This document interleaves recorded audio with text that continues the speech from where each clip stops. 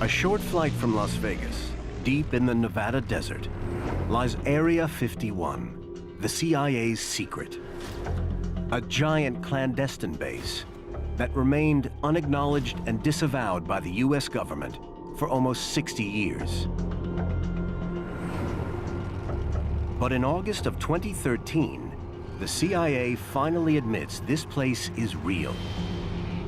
And today, Richard Coe, a former US Air Force pilot, is heading straight toward it. They just picked us up back on radar. They lost us for a little while because of the terrain.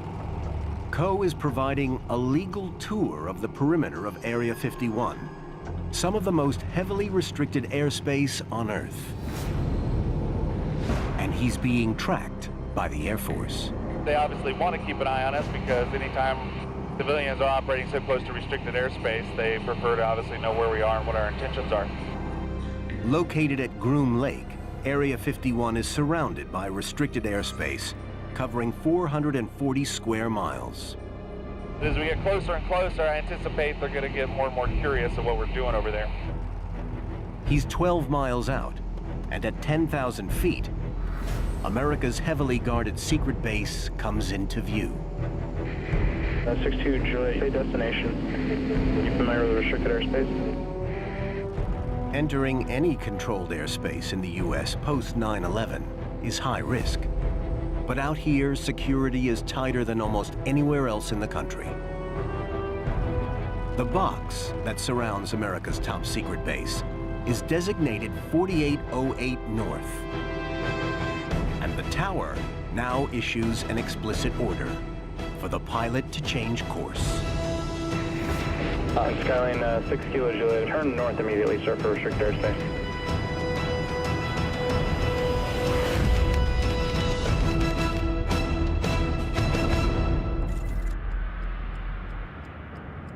But it's not just the airspace around Area 51 that's heavily guarded. Aerospace historian Peter Merlin has been researching Area 51 for the last 30 years. Not just anyone can get into Area 51. It's surrounded by harsh desert, but also restricted military land. There is no fence. There are just orange posts marking the border, and they're hard to see. Area 51 is obscured from the road by mountains and is protected by a security cordon radiating at least 10 miles from the hidden base. Even on public land, activity here is monitored by the military. Any vehicles driving down the Groom Lake Road are detected by magnetic sensors. Each one sends an electronic signal to the guardhouse, alerting them so that they know where you're coming from and how fast you're making progress down the road. 13 miles past this point is one of these security outposts. So this is the boundary of Area 51. We've got security guards watching us from the hilltop. Warning signs telling us not to go any further. There are orange posts that mark the boundary itself. No fences, no gates, and cameras watching us from the hilltops. We don't want to cross this line. If we do, we'll be arrested. But according to one former Area 51 security guard, trespassers in the past faced a worse outcome. If they demonstrate they were going to try to penetrate, you know, they gave me the all clear to waste them. But what's going on here in the Nevada desert? Why is the US government trying so hard to keep people out? Finally, the truth has emerged in declassified documents just published in August 2013. According to a report released by the CIA, Area 51 was created in 1955 for a single purpose: to test a top-secret aircraft project codenamed Aquatone.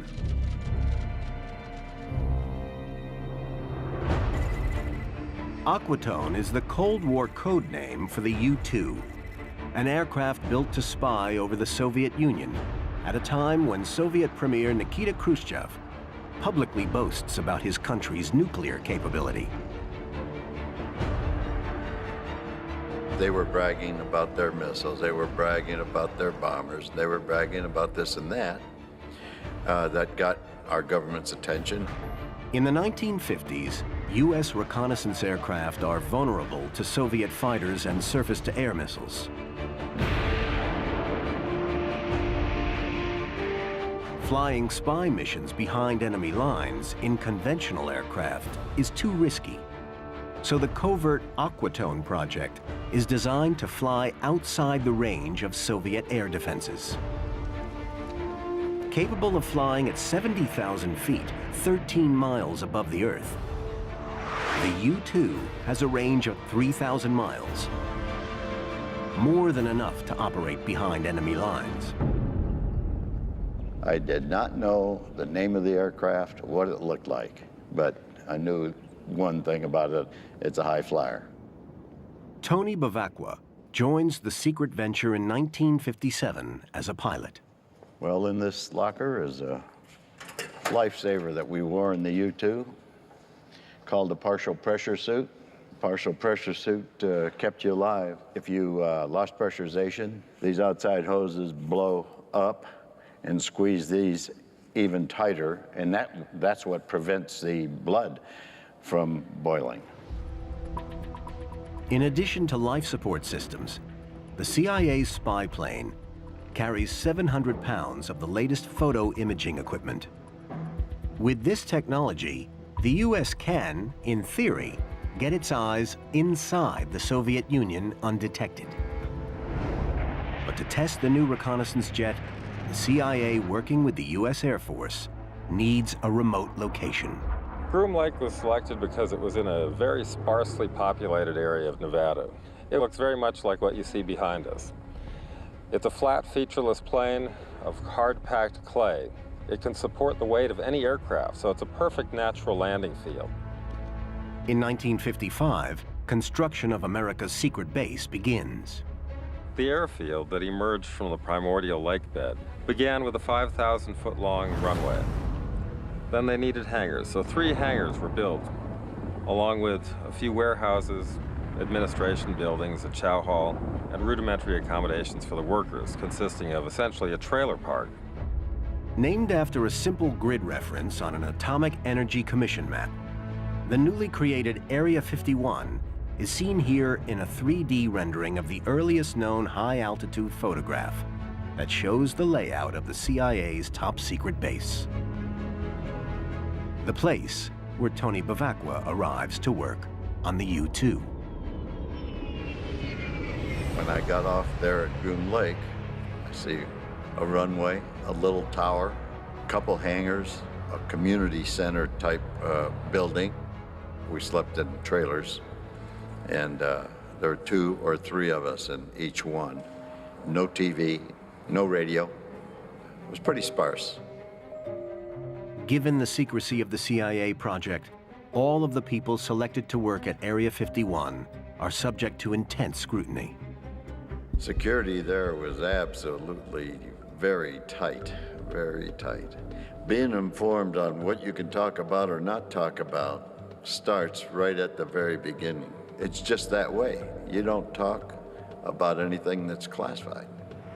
To ensure secrecy and to protect the real purpose of the U-2 spy plane, the CIA creates a cover story. It announces that the high-flying U-2 is going to be flown out of a place called Watertown Strip, Nevada, on weather observation missions. But in the late 1950s, CIA documents confirm that U-2 operations at Area 51 are disrupted by another top-secret government program. On the edge of the Nevada testing range, the home of America's nuclear program, Area 51 lies downwind of radioactive fallout. One of the things that started bothering me about working up there is that it's directly northeast of weapons test. The prevailing winds in Las Vegas are from the southwest, and when they were doing above ground testing, all this radioactive dust would fly into the air, and of course there was plenty to worry about due to fallout. For more than 2 years, as America tests nuclear warheads, just 30 miles to the southwest, the CIA's secret airstrip in Nevada remains largely unoccupied, too dangerous due to nuclear fallout.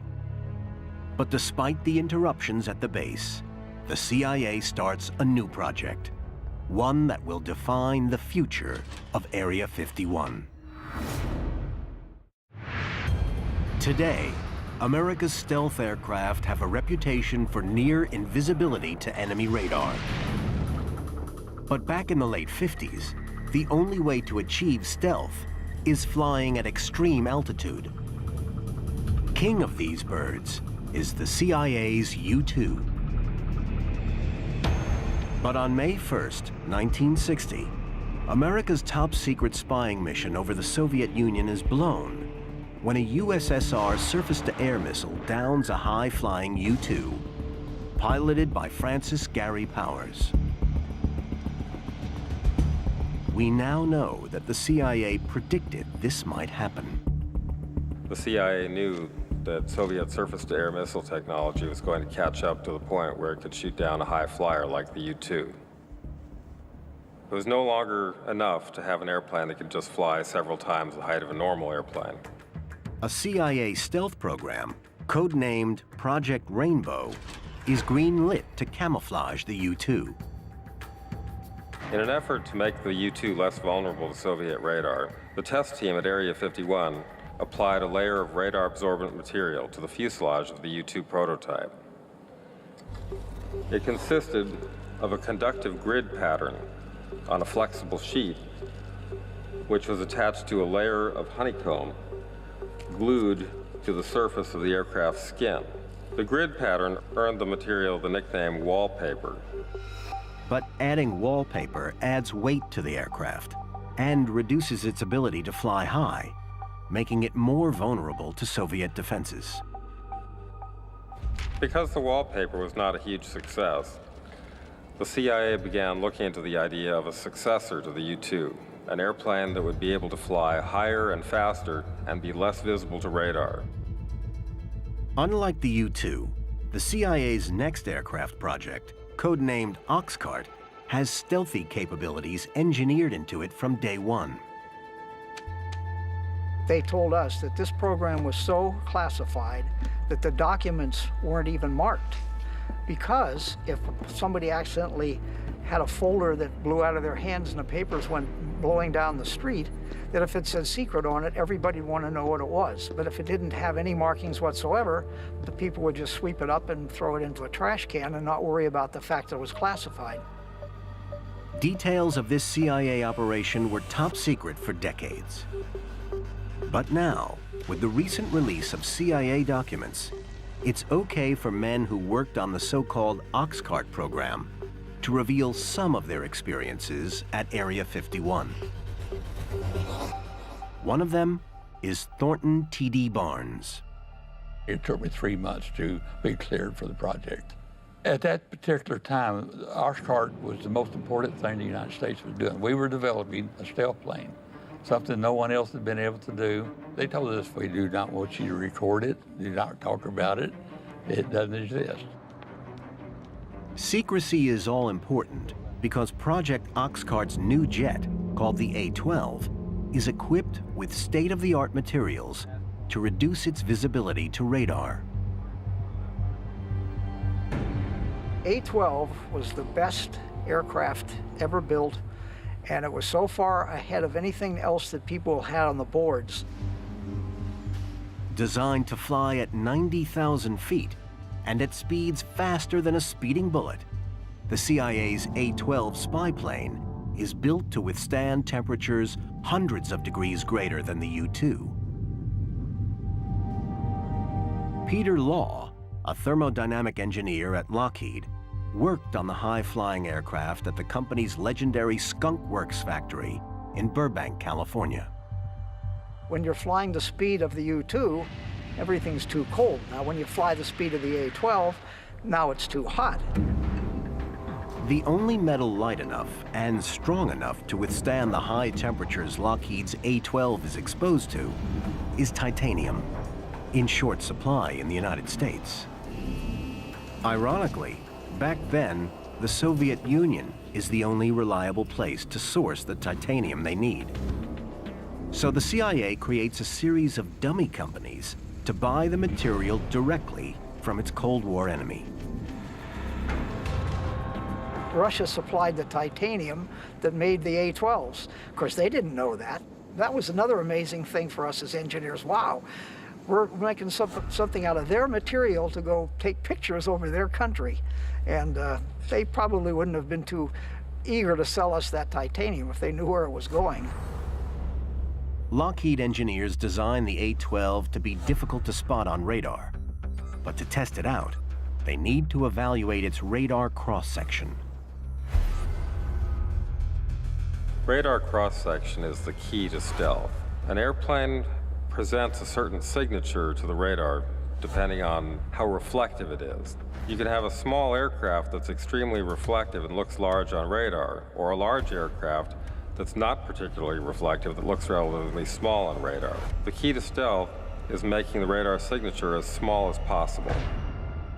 At Area 51, the radar signature of an aircraft is evaluated on a pylon, affectionately called the pole, a covert facility situated at the northeast end of the Area 51 complex.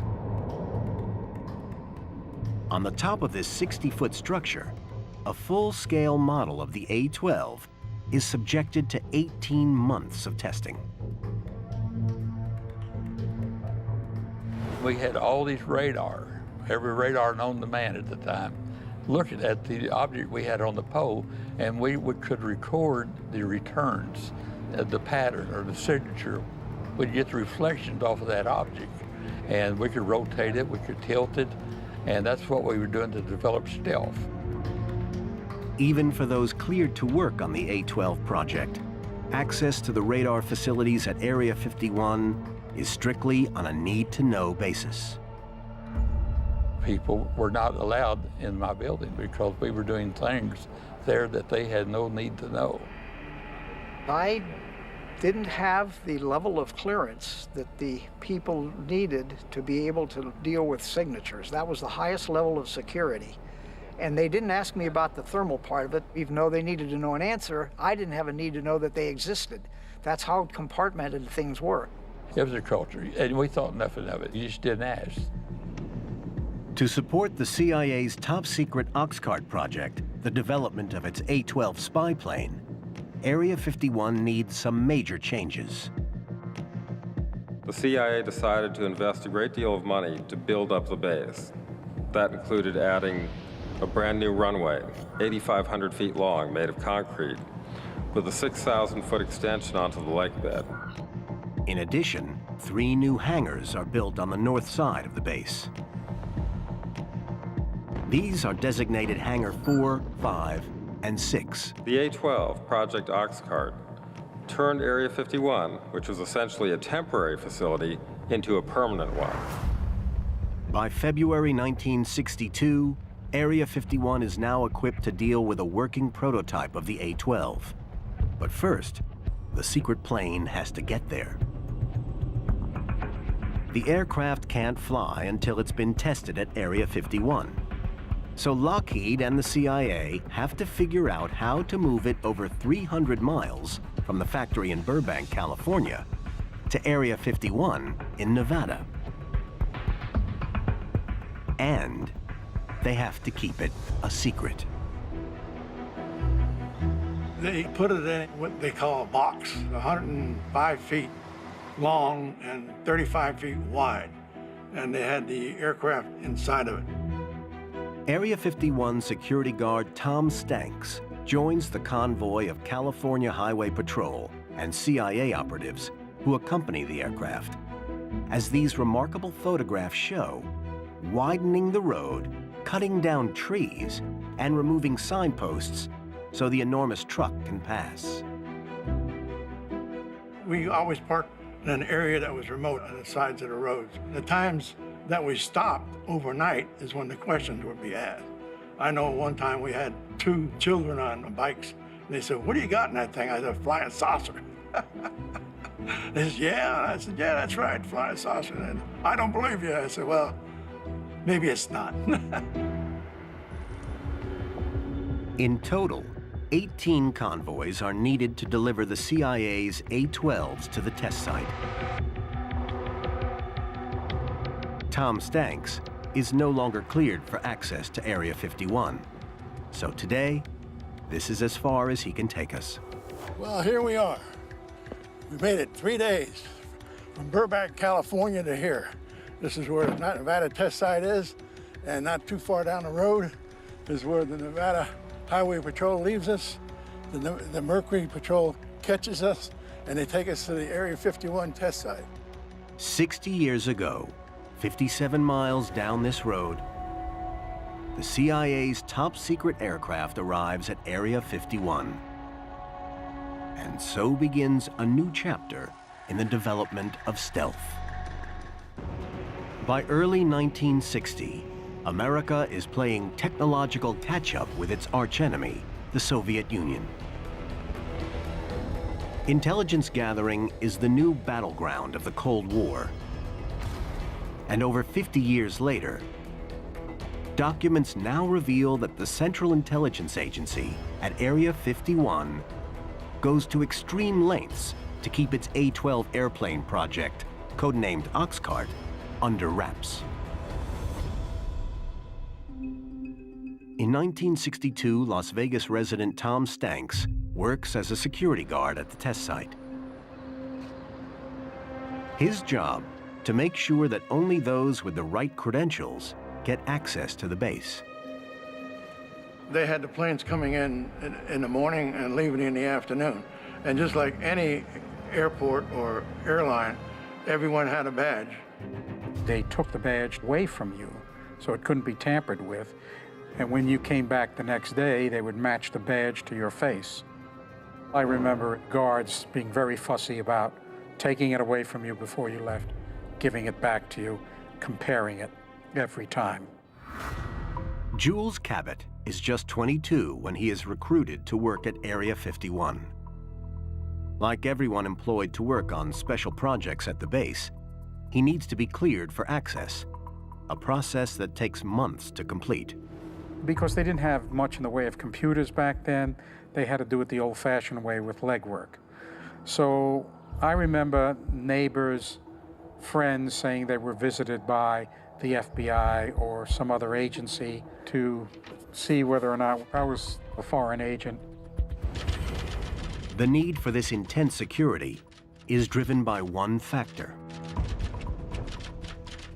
Declassified documents released by the CIA show that in the early 1960s, Area 51 is focused on getting its A-12 stealth plane project, codenamed Oxcart, out of development and into operation. A project so sensitive that even the aircraft have code names. We didn't call the planes planes. We called them articles. That was the terminology that we used for them. Each had a different article number. The first one was Article 121. We had Article 127, 131, different article numbers. At every level, the A-12 program is protected by acronyms and misinformation. Even the identity of the A-12 pilots. They had pseudo names entirely. They did not use their real names. The CIA got the names off the gravestones in Europe and assigned them to the pilots. But Oxcart's need-to-know security means even the drivers, as the pilots are called, are not cleared to know everything. The pilot did not even know what his mission was. All he knew is at a certain point along this flight, he just flip this switch, make this turn to this angle, go so long, turn here, come home, and not say anything about it. These precautions are necessary By the 1960s, the Soviet Union has leapfrogged the U.S. in the Cold War battle for military espionage. In 1957, the Soviet Union launches Sputnik 1, becoming the first nation on Earth to put a man-made object in space. Until 2 days ago, that sound had never been heard on this Earth. Suddenly, it has become as much a part of 20th century life as the whir of your vacuum cleaner. The world's first artificial satellite is an aluminum sphere about the size of a beach ball. Inside, a battery pack and basic radio sends out a repeating pulse. But although it doesn't actually do very much, it catches the world's attention and America off guard. When Sputnik launched, we heard that little satellite going over, beep, beep, beep, beep. We realized we've got a problem. They're ahead of us. We didn't know how far ahead. In the years that follow, the Soviets launch more and more sophisticated satellites, many of them flying over the United States, and worryingly for those on the Oxcart program, photographing Area 51. We had the A-12 prototype on the bow for 18 months. But every time a satellite would come over, we knew that morning what time it would be coming over the horizon. Our intelligence was that good. And we would have to take it off the pole and run it into a building until the satellite passed. But even these precautions have their limitations. Ironically, we learned many, many years later that they had gotten the shape of the A-12 from the shadow because the ground was cooler underneath it. And we'd moved the plane, it was gone, but they could tell that it had been sitting there because of the difference in the heat. By the late 1960s, Soviet satellites aren't the only things adding new impetus to technology development at Area 51. The Vietnam War is in full swing. And for American fighters, the Soviet-built MiG aircraft is proving to be a real handful. We knew the Russians had come up with something that was great. It's whacking us.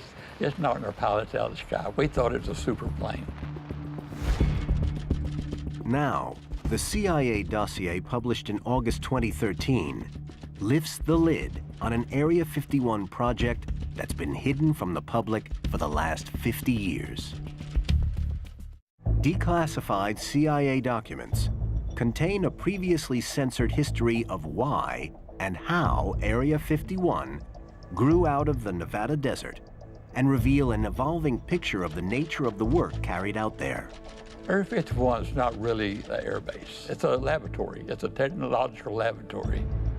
It's where we were exploiting enemy technology and analyzing the capability of the Soviet Union.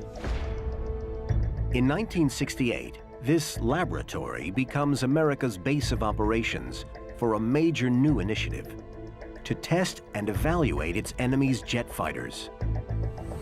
A program that grows out of U.S. losses in the early years of the Vietnam War. For every Russian-built MiG-21 American pilots shoot down in the conflict, 9 U.S.-built F-4 fighters are being destroyed. In 1968, the U.S. acquires a MiG-21 that has been flown to Israel by an Iraqi defector. The CIA secretly ships it to Area 51 for evaluation testing under the codename Have Donut. First time I saw this baby was in 1968, one just like this, Broom Lake, Area 51. We pretty well tore it down and looked at everything. The radios, the hydraulics, the engines, everything about this plane, we examined it. The results of the MiG-21 evaluation at Area 51 are clear. It isn't the aircraft that's the problem. We realized it wasn't necessarily the planes, it was our people did not know how to fight. Simple as that. Now, Area 51 becomes the birthplace of a new top-secret initiative, training American fighter pilots how to defeat Soviet MiGs in a dogfight. We realized that there were 10 missions in the war zone for a pilot to become experienced enough that he might survive the war. So we decided, with what we learned at Area 51, let's give these pilots those 10 missions in Nevada before we send them to the war zone. To support this new program, Area 51 undergoes a new construction phase. For the third time in its short life, more facilities are added. 5 more hangars are constructed at the south end of the test site. And to prevent any sightings of the top-secret U.S.-flown MiGs out at Groom, the airspace directly above the range is closed permanently. But despite extensive measures to ensure the secrecy of the MiG training and combat operations at Area 51, its cover is almost blown in 1974, when Skylab astronauts unwittingly photographed the base from space.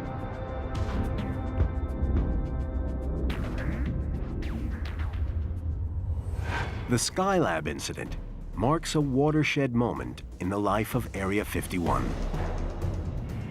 By the mid-1970s, the agency's U-2 and A-12 projects are winding down at the test site. Advances in satellite technology make high-flying spy planes redundant. Now the U.S. Air Force takes control of the base. That was a huge moment in the history of Area 51. We're transitioning from use by the intelligence community to the Department of Defense, ushering in one of the most significant advancements in military technology, the stealth revolution. When the U.S. Air Force takes control of Area 51 in 1978, it's in the middle of the most highly classified project ever to have been through the test site. The most exciting plane that I worked on at Area 51 was the HAV Blue. The prototypes, when they brought that thing in, it looked like something we'd never seen before in our lives. The flat-faceted fuselage of the HAV Blue is a revolutionary design. And it needs to be. The experimental jet is designed with one goal in mind: stealth. Unlike the A-12, which can be seen on radar, but compensates by flying in the stratosphere at supersonic speeds, the HAV Blue, a subsonic jet, is designed to be virtually invisible to radar.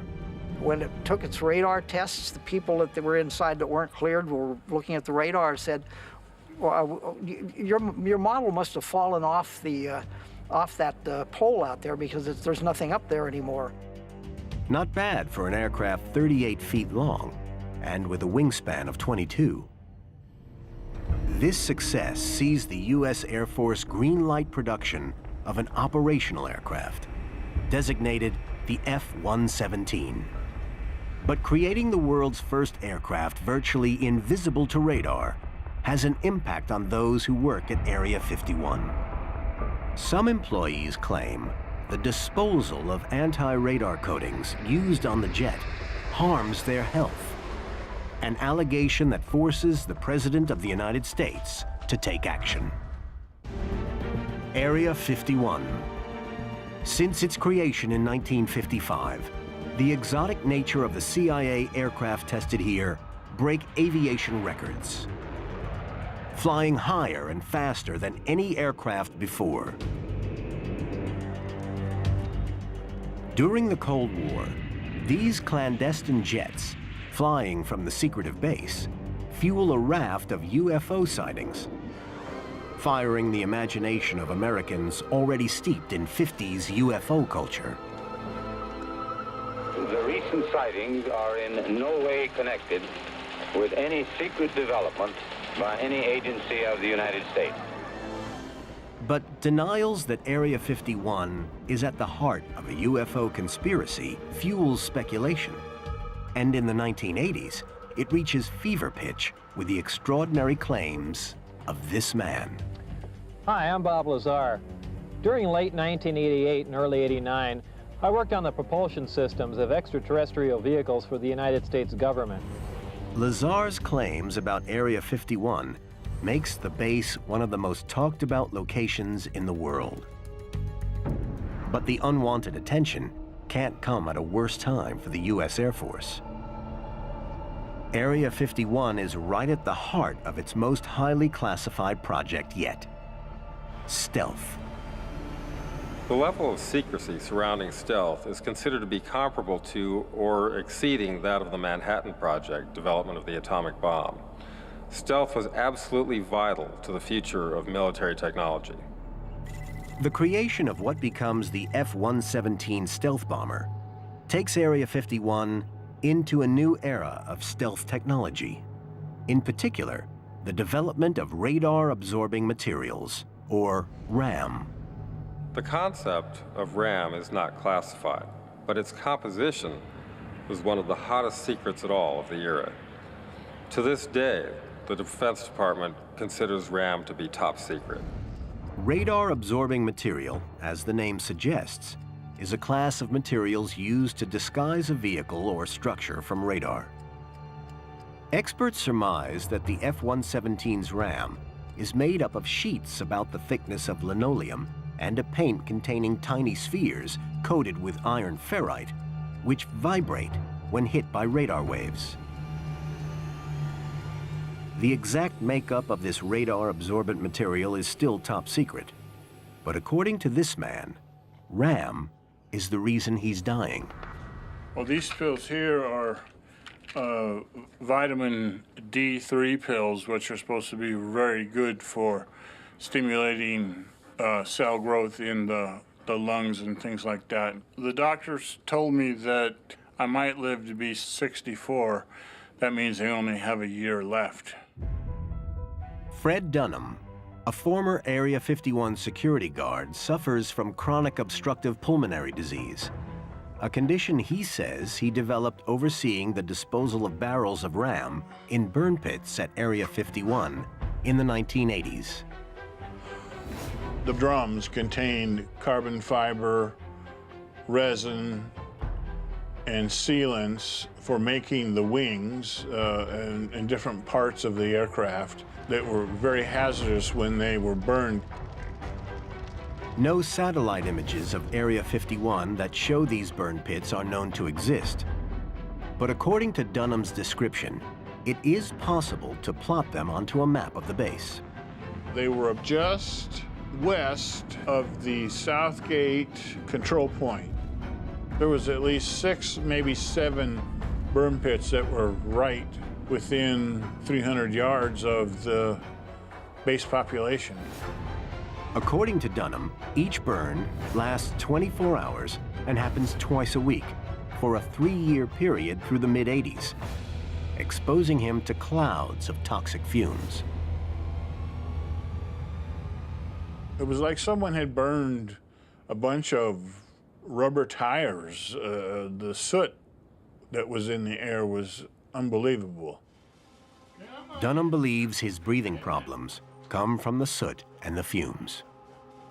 I'm a non-smoker, and the doctor told me that my lungs look like the lungs of an 80-year-old man who had smoked 4 packs of cigarettes every day.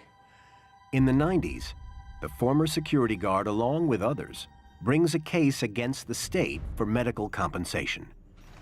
But the case is rejected when President Clinton signs a determination which excludes Groom Lake from any investigation on the grounds of national security.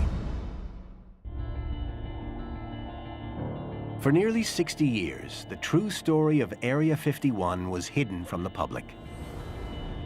But the release of CIA documents in 2013 helps change that. These documents from various government agencies, finally declassified, confirm the existence of Area 51 as an official entity, and we can at last begin to unravel its secrets. Those documents, along with satellite imagery, are now helping to map how top-secret programs at Area 51 have changed the base, a place we now know continuously evolves in line with national priorities, and with each program that comes along.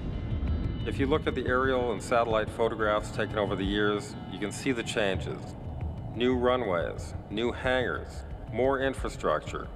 It's constantly growing and changing and building. This is not a static facility. It's extremely dynamic.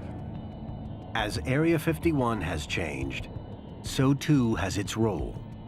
Area 51 is not really in the common sense of that air base. Area 51 is the proving ground. That's where we can say it works or it doesn't work. You know, a lot of the missions will not touch down there. They will just fly over the base, and we can evaluate what they have come up with. It's a proof of concept facility. It's where we prove this will work or this will not work. Created in the 50s to test the U-2, the CIA's secret base has given the U.S. the edge over its enemies for more than half a century. Area 51 is the place where we have developed all of our stealth technologies, from the early advances of the A-12 through the modern era. Every U.S. stealth aircraft has been tested at Area 51 in one way or another. These programs include the B-2, Advanced Cruise Missile Systems, the Air Force's latest operational strike aircraft, the Raptor, and drones now commonplace in combat zones across the world. The Raptor, unlike the F-117, is still an operational aircraft. But it, like all of the U.S. Air Force stealth programs carried out at Groom Lake in the 1980s and 1990s, remains highly classified. Today we know about the programs like the U-2, Oxcart, the Stealth Fighter, and other demonstrators that have come since then, Tacit Blue, the Bird of Prey. But there are so many other projects, both manned and unmanned, that we may not hear about for decades. Area 51 is light years ahead. There's no one even coming close to the technology we have developed out there. And it will continue, but that's the only way that we can remain free, safe, and be superior, is Area 51. It's clear that the CIA story of Area 51 has played a key role in keeping America safe from its enemies. Beginning with the U-2 and A-12 projects, America's secret base saved lives in Vietnam. The have-do-nothing program completely turned around the kill ratio in Vietnam. From 9 to 1 against us, we'd lost over 8,000 helicopters alone, knocked down by the MiGs. And we completely turned that around to the point today we hadn't lost a plane to air-to-air combat in several wars, not years, but wars. And it's a trend that continues with the F-117, an aircraft that fought successfully in not one, but 2 wars in Iraq, with no losses. When you start off with an experimental program, you have to cross your fingers that everybody knows what they're doing and that it's going to work out right. And of course, we were amazed that it could do so well with bullets flying through the air and missiles and everything coming up. And we were all wondering, oh my God, how can anything survive all that stuff in the air?